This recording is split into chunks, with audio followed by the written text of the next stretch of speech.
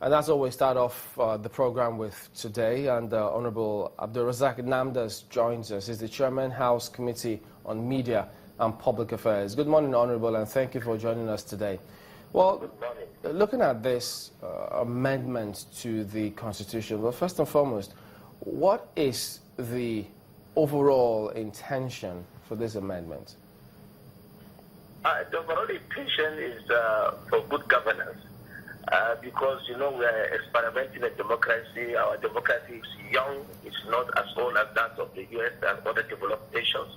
So as we go with the Constitution, as we practicalize it, we always find some lacunas. And in the process, we need to amend this Constitution. And it's not only in Nigeria.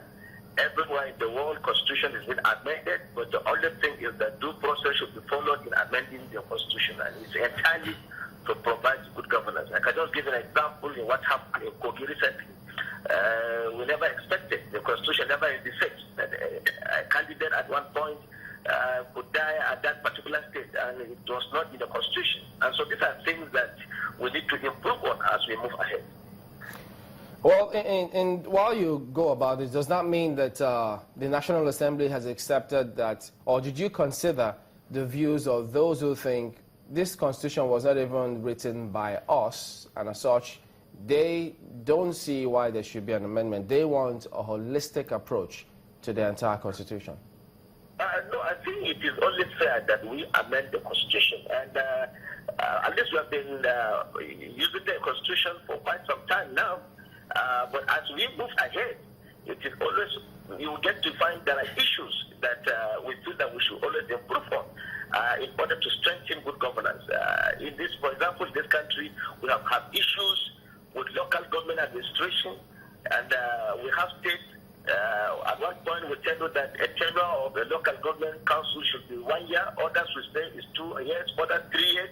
It is not specific, and we have had issues with even the joint accounts. You can see all over the country now, several states cannot pay salaries, and the problem they always hinge on is because of the fact that some of the joint accounting has made governors to have actually touched the pulse of the local council. So if we can amend the Constitution and make the local government council autonomous, get money directly from the federal government to their post, we think that the local council can be very responsible to the people. After all, they are the one closest to the people. So these are the issues. As we move ahead, we think always improvement. I remember also in 1999 when the former Vice President Atiku Abubakar became a governor-elect. At one point in time, he also became the Vice President. At that time, the Constitution did not interpret anything that happened.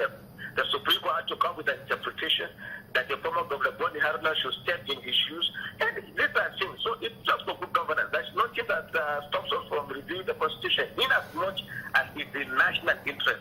And it is done in consultation with experts, jurists, and lots of civil society organizations. The public are involved. I think it's in order. Well, if you say it's for good governance, but the impression people get is primarily that, look, how come you have Senate or members of the National Assembly leadership getting pensions? You talk about immunity clause. So they think that this primarily, you're legislating, amending it to suit yourselves and fester your nest, as opposed to just having a holistic approach to amending the laws. No, I think that is not true. I think let us be very, very careful here. The truth is that we are talking about institutions. We are not talking about individuals. The very time people look at amendments from individuals, not from the institutions, and you begin to have issues. For example, we all know that a governor who is elected for 4 years enjoys a pension for life. The deputy governor enjoys pension for life. If you go to the president, who is an executive, enjoys after 4 years, enjoys, or 8 years, enjoys the same, and then his vice president enjoys, and even the chief justice of the federation, who is not elected, and who in one case, some of them spend less than 1 year, some 6 months, some 2 years, because while his age is caught up with retirement, he retired, yet he enjoys the pension, not because of anything, because of the leadership of the arm of government of the judiciary. So if that can be done in the interest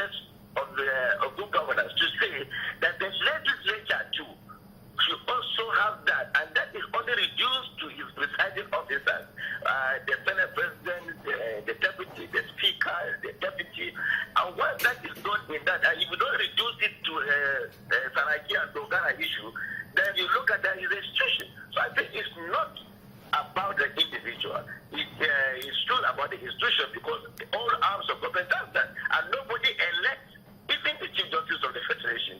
He gets appointed, he grows to the rank, to that level, and he enjoys.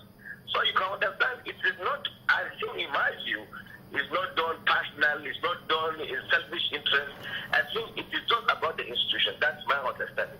Yeah, Honorable Namdas, you know it will be very difficult for most Nigerians to take. They think that, for instance, the call for pension is coming from the ex-governors in the National Assembly, specifically those in the Senate.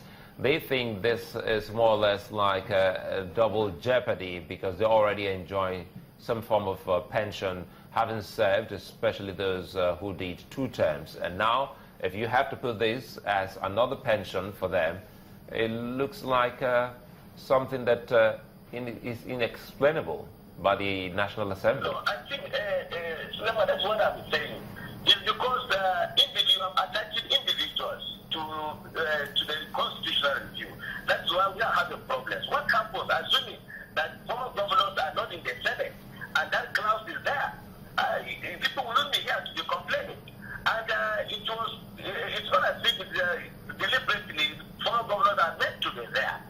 There's a possibility that one a time will come that former governors will not be there. And then they will be enjoying pension. I think let's look at it from the institutional point of view. Let us not look at it from the individual. I know that some months ago, a national newspaper in this country wrote a story about even in the ministry, there's some ministers enjoying that. I understand it. But when it comes to an election is not something that is decided by the individual. It is divided by Nigerians and the community that say, look, I want X to represent me, I want Y to represent me.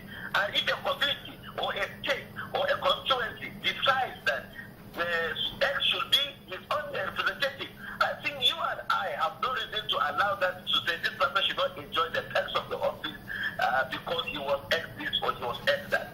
I think let us look at it from the point that Nigerians decided on the constituency that decides who gets to that place.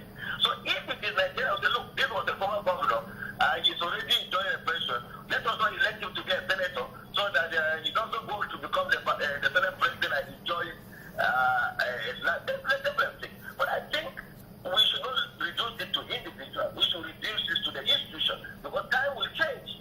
Just like things are changing at the moment. You know, if you let me come in now, looking at the 2 issues of life pension and immunity, don't you think that these are not the best of times for you to bring this before the people if truly this is about the institution? They think that some people have questions to answer before the law in order for them to clear their names. And if you bring the issue of life pension or immunity, these are some things that Nigerians will say, wait a minute, are you doing this because of some certain persons in the assembly? Well, I think the issue of immunity, you know that nobody enjoys immunity for life in this country. If you are in office, we have had cases today, people who enjoyed immunity in the past who think they cannot be arraigned before court, they cannot be subjected to any courts of law. Today, they realize that they have walked on one morning to discover they don't have immunity. They have to go to this court to face the full wrath of the law. And therefore, if people understand that whether you have immunity, this is temporary. It is going to show that after office you will account for yourself. Therefore, it is even in your interest that where you are in the office, whether you have immunity or not, it is very important that you are very careful, you less corrupt, you are anything, you understand that you must follow the books. And Nigerians are watching you because whenever you leave office, you will be asked to account for and you will take them to court. So nobody enjoys immunity for life. And that's the truth. But this processes of constitutional amendment does not just start and stop with us alone. Individuals are affected. We go down to do public hearings and what have you. There are inputs that just to go on, and we continue from there. It's not something that once because we originated, it becomes that it will not change. I think we will be looking at the pulse of Nigeria, but this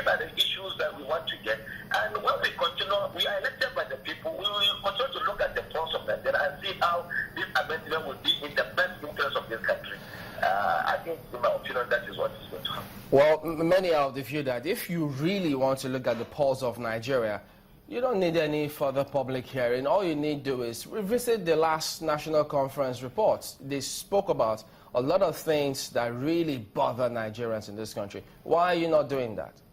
No. I think that is the difference. I think I am a member of the Constitutional Review Committee, at least in the House of Representatives.